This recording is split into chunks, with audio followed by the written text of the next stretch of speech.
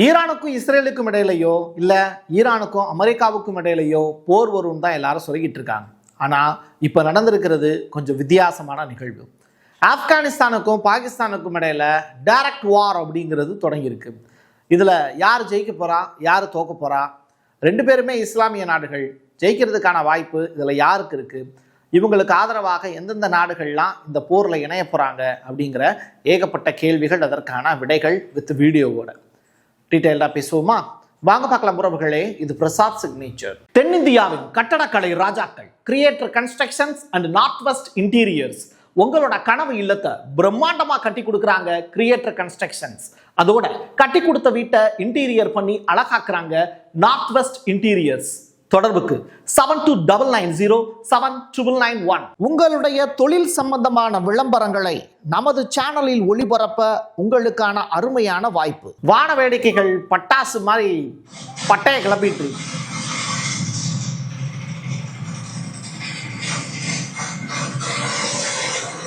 இரவு நேரத்தில் நடந்து இருக்கக்கூடிய ரொம்ப அட்டகாசமான தாக்குதலாக தெரியுது. எந்த பக்கத்துலேருந்து யார் அடிக்கிறாங்க அப்படிங்கிறது தெரியாது, எந்த பக்கத்துலேருந்து என்ன மிசைல் வருது அப்படிங்கிறதும் தெரியாது. தொடர்ச்சியாக அரங்கேறி இருக்கக்கூடிய சம்பவங்களை டைரக்டாக நம்ம பார்க்குறதுக்கான வாய்ப்பு உங்களுக்கு கிடச்சிருக்கு. ஆப்ரேஷன் கசாப் லில் ஹக் அப்படிங்கிறது தான் பாகிஸ்தான் ஆப்கானிஸ்தான் மீது போர் தொடுப்பதற்காக வைத்திருக்கக்கூடிய பேர். நம்மளும் பாகிஸ்தானும் போர் பண்ணும்போது ஆப்ரேஷன் சிந்தூர்னு வச்சோம்ல, அது மாதிரி அவங்க ஒரு பேர் வச்சுருக்காங்க. யார் பிரசாத் இந்த போரில் பார்ட்டிசிபேட் பண்ண போகிறா அப்படின்னு கேட்டால், இரண்டு நாடுகளுமே கடவுளின் பெயரால் இந்த போரை நடத்துகிறோம் அப்படின்னு சொல்கிறாங்க. ஒவ்வொரு தாக்குதலுக்கு பின்னாடியும் கேட்கக்கூடிய வார்த்தை இறைவனுடைய பெயர். இப்போது எனக்கு ஒரு டவுட்டு, யாருக்கு சப்போர்ட் பண்ணுவார் அப்படிங்கிற கொஸ்டின். இந்த இடத்துல மனிதர்கள் செய்யக்கூடிய தவறுக்கு இறைவன் பொறுப்பேற்க மாட்டார். ஆனால் இவங்க எதற்காக போர் பண்ணுறாங்க அப்படிங்கிற டீட்டெயிலை மட்டும் நம்ம பேசுவோம். சரி, துராந்த் அப்படின்னு சொல்லிட்டு எல்லையில் இருக்கக்கூடிய பாகிஸ்தான் இராணுவ மையங்களை குறி வச்சு ஆப்கானிஸ்தான் பதிலடி தாக்குதலை நடத்தியிருக்கு. ஆப்கானிஸ்தான் பதிலடி தாக்குதலை நடத்தியிருக்கா? அப்போ யார் பிரசாத் ஃபஸ்ட்டு அட்டாக் பண்ணது அப்படின்னு கேட்டால், ஒரு மாதத்துக்கு முன்னாடி தாலிபான்கள் பாகிஸ்தான் மீது அட்டாக் பண்ணி ஒரு 85 பேரை கொண்டாங்க. அதற்கு பிறகு பாகிஸ்தான் தாலிபான்கள் மேலே, ஆப்கான் மேலே அட்டாக் பண்ணாங்க. சரியான தருணத்தில் நாங்கள் பாகிஸ்தான் மீது போர் தொடுப்போம் அப்படின்னு அனௌன்ஸ் பண்ணுச்சு தாலிபான்கள். ஃபஸ்ட்டு அட்டாக் பண்ணது தாலிபான்கள் தான், ஆப்கானிஸ்தான் தான். பாகிஸ்தான் இந்த போருக்குள்ளே வரலை. ஆனால் இப்போ போர் வம்படியாக தாலிபான்கள் பிடிச்சி இழுக்கிறாங்க. அதுதான் இங்கே நடந்துக்கிட்டு இருக்கு. இப்போ காட்சிகளை பாருங்க. ஒரு ஃப்ளைட்டு எரிஞ்சு கிடக்கு. இது யாருக்கு கொடுத்தா தெரியுமா? அமெரிக்காவினுடைய F-16 விமானம் இருக்குல்ல, அதனுடைய பரிதாபமான நிலையை தான் நீங்கள் பார்த்துக்கிட்டு இருக்கீங்க. எந்த விமானத்தை உடைக்க முடியாது, சுக்குநூறாக்க முடியாது, வெற்றி வாகனம் அப்படின்னு அமெரிக்கா பெருமை பொங்க பேசிச்சோ, அந்த F-16 போர் விமானத்தை இப்போது தாலிபான்கள் அப்படியே சாச்சு எரிச்சிட்டாங்க. பாகிஸ்தானுடனான எல்லையில் தாலிபான்கள் பெரிய அளவிலான இராணுவ தாக்குதலை தொடங்கி இருக்கக்கூடிய நிலையில் தாலிபான்கள் பாகிஸ்தான் எல்லையில் துருப்புகளை அனுப்ப தொடங்கியிருக்காங்க. எதுக்கு? காட்சிகளாகவே பார்த்துடலாம். எல்லாம் வரிசையாக நைட்டோட நைட்டாக கிளம்பிட்டாங்க. பொட்டி படுக்கையெல்லாம் தூக்கிட்டு கிளம்பு, போருக்கு போ அப்படின்னு.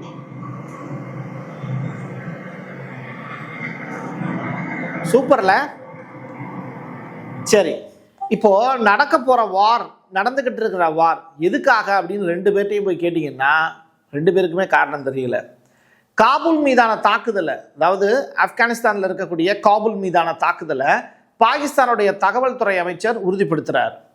ஆப்கானிஸ்தான் தாலிபான் ஆட்சிக்கு சொந்தமான இராணுவ நிறுவனங்கள், அந்த இடம்லாம் பிளேசஸ்லாம் இருக்குல்ல, இப்போ காபூல், கந்தகார், அந்த இடங்கள்லாம் இப்போது டோட்டலாக டெஸ்ட்ராய் செய்யப்பட்டிருக்கு.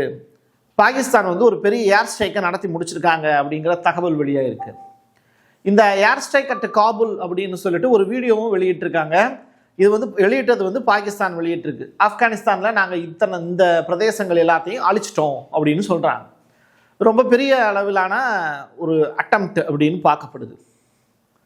தொடர்ச்சியாக அங்கே இறங்கக்கூடிய காட்சிகள் வந்து வீடுகள் இருக்கு, வீடுகளுக்கு மேலே ஒவ்வொரு இடங்கள்லையுமே குறிப்பிட்ட இராணுவ நிலைகள் கிடையாது. புத்தாம் பொதுவாக தான் அட்டாக் பண்ணியிருக்காங்க பாகிஸ்தான். அதில் நிறையா சேதமும் ஆப்கானிஸ்தானில் ஏற்பட்டிருக்கு.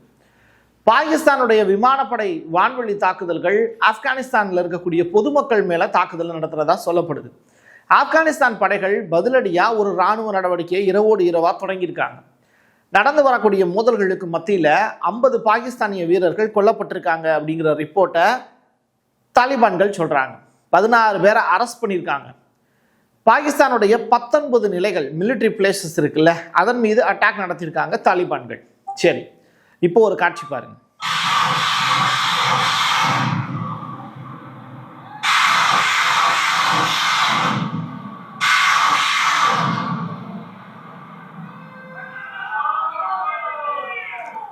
என்ன பேர் சொன்னாங்கன்னு கேட்டுச்சா? சரி, யார் யாருக்கு சப்போர்ட் பண்ண போகிறாங்கன்னு தெரியல. பாகிஸ்தான் வெளிப்படையான போரை அறிவிச்சிருக்காங்க.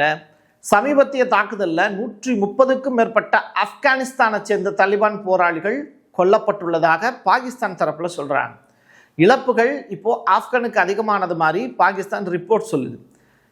அண்டை நாடான ஆப்கானிஸ்தான் மீதான வான்வெளி தாக்குதல்களை தொடர்ந்து பாகிஸ்தானுடைய பிரதமர் ஷெபாஸ் ஷெரீப் இப்போது வெள்ளிக்கிழமை ஒரு முக்கியமான ஒரு மீட்டிங் ஒன்று ஆர்கனைஸ் பண்ணியிருக்காரு. தன்னுடைய நாட்டினுடைய ஆயுத படைகளை ஆக்கிரமிப்பாளர்களால் நசுக்க முடியுமா, இல்லை நாங்கள் அவங்கள நசுக்கிடலாமா அப்படிங்கிறது தொடர்பாக பேசியிருக்காங்க. பாகிஸ்தானுடைய இராணுவ தளபதி முனீர் இது தொடர்பான ரிப்போர்ட்டை அமெரிக்காவுக்கு சப்மிட் பண்ணியிருக்காங்க. கூடிய விரைவில் அமெரிக்காவினுடைய ஆயுதங்கள் பாகிஸ்தானுக்கு வந்து சேரும் அப்படிங்கிற ஒரு விஷயத்தையும் சொல்கிறாங்க. பாகிஸ்தானை விட உளவு அமைப்புலையோ இராணுவ கட்டமைப்புலையோ ஆப்கானிஸ்தான் ஸ்ட்ராங்கான ஒரு நாடா அப்படின்னு கேட்டால் கிடையாது. ஆப்கானிஸ்தானை விட பாகிஸ்தான் தான் ஸ்ட்ராங்கு. அப்போ யார் ஜெயிக்க போகிறா? Question mark. பார்ப்போம். இப்போ ஒரு காணொலி ஒன்று நம்மகிட்ட கிடச்சிருக்கு. டான் பட்டான் அப்படின்னு சொல்லிட்டு ஒரு மாவட்டத்தில் இருக்கக்கூடிய பாகிஸ்தான் இராணுவ புறக்காவல் நிலையம், அது ஆப்கானிஸ்தான் படைகள் முழுவதுமாக கைப்பற்றிடுச்சு. 2 பேரும் ஒருத்தருக்கு ஒருத்தர் சலச்சவங்கள்லாம் கிடையாது. இரவோடு இரவாக உள்ளே நடந்து போய் மலைப்பாங்கான பகுதிகளில் எப்படி ஆக்குப்பை பண்ணுறாங்கன்னு பாருங்க. டைரக்ட் வார், ஒரு மனுஷன் இன்னொரு மனுஷனுக்கு இடையில் நடக்கக்கூடிய போர். ஏர் ஸ்ட்ரைக் இல்லை,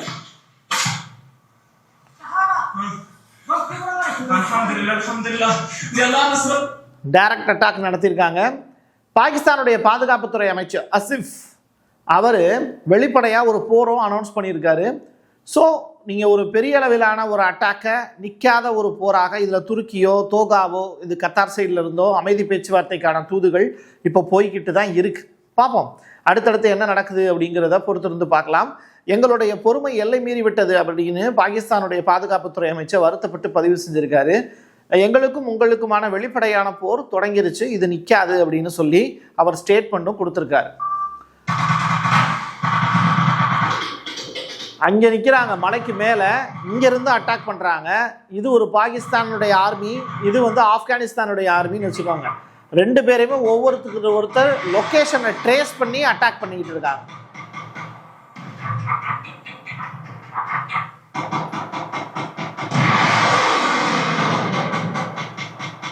இதில் ஏர் டிஃபென்ஸ் சிஸ்டம் வேற பாதுகாப்புக்காக அப்படின்னு சொல்லி வச்சுருக்காங்க. காட்சிகள் ரொம்ப கோரமாக இருக்குது. ஆப்கானிஸ்தான் படைகள் தாக்குதலையும் தொடங்கியிருக்காங்க அப்படிங்கிறது. பாகிஸ்தான் அட்டாக் பண்ண உடனே இரவோடு இரவாக ஆப்கானிஸ்தான்லேருந்து ரெடி ஆகிட்டாங்க. நீங்கள் தெளிவாக பார்க்கலாம், பாகிஸ்தான் முற்றிலும் இதில் பின்வாங்குது. மலைப்பாங்கான பகுதியில் இருந்து அவங்க அடித்தாங்க, அதுக்கப்புறம் ஆப்கானிஸ்தான் தரைக்கு கீழே இருந்து அடித்தாங்க. ரைட்டா? ஸோ தாலிபான் படைகளுக்கு முன்னால் பாகிஸ்தான் சரணடையுமோ அப்படிங்கிற ஒரு டவுட். ஏன்னா அவங்க மேன்லியாக சண்டை போடுறதுல தாலிபான்கள் ரொம்ப கெட்டிக்காரங்கன்னு சொல்கிறாங்க. ஏன்னா அவங்க டைரெக்டாக அவங்க வார் ப்ராக்டிஸ் எடுத்தது எல்லாமே வேற ஒரு நிலத்தில். ஸோ அது ரொம்ப ஈஸியாக அவங்க ஹேண்டில் பண்ண முடியும் அப்படின்னு சொல்கிறாங்க. ஸோ பார்ப்போம் எப்படி நடக்க போகுது என்ன ஏதுன்னு. தாலிபான்கள் இருக்காங்கல்ல ஆப்கானிஸ்தானை, அந்த நாட்டை இந்தியாவுக்கு எதிராக திருப்புறதுக்கு பாகிஸ்தான் ரொம்ப பெரிய அளவில் ட்ரை பண்ணாங்க. எப்போ? இன்னைக்கு நேற்று இல்லை, 40 இயர்ஸாக ட்ரை பண்ணிக்கிட்டு இருக்காங்க. அதில் அமெரிக்கா ஒரு பக்கம் ஜெயிச்சதா ரெக்கார்டு வந்து சொல்கிறது. ஆனால் ஆப்கானிஸ்தானுக்கிட்ட தோற்று அமெரிக்கா வெளியேறியது தான் 2021 நடந்துச்சு. அதற்கு பிறகு தாலிபான்கள் அங்கே ஆட்சியாளர்களாக மாறினாங்க.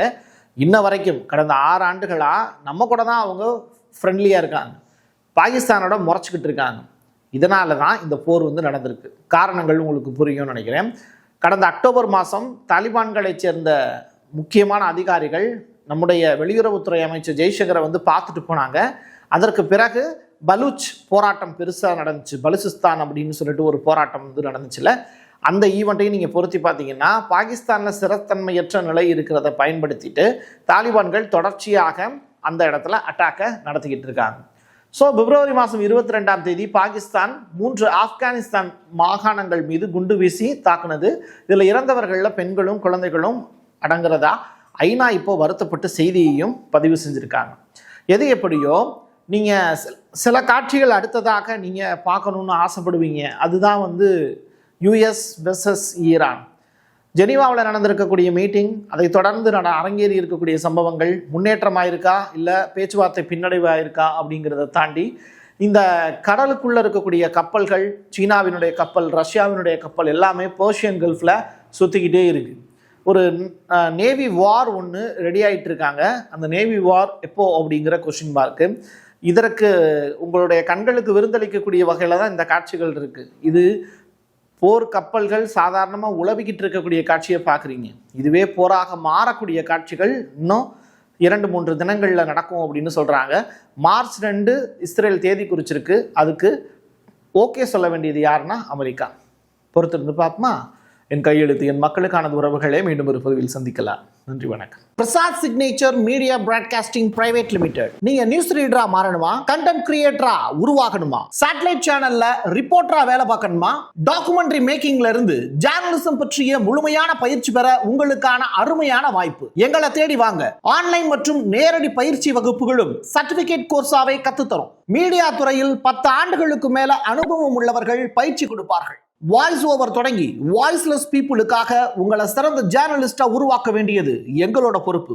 ஸ்கூல்ஸ் அண்ட் காலேஜஸ்ல ஜூனியர் ஜேர்னலிஸ்ட்ங்கிற பேர்ல ஒர்க் ஷாப்பும் கண்டக்ட் பண்ணி கொடுக்கிறோம். மோட்டிவேஷனல் ஸ்பீக்கரா கடந்த 15 ஆண்டுகளா கல்வி நிறுவனங்களுக்கு நிகழ்ச்சிகளும் நடத்தி தரோம். தொடர்புக்கு 9944790333 94493594 prasad@gmail.com. உங்களுடைய தொழில் சம்பந்தமான விளம்பரங்களை நமது சேனலில் ஒளிபரப்ப உங்களுக்கான அருமையான வாய்ப்பு.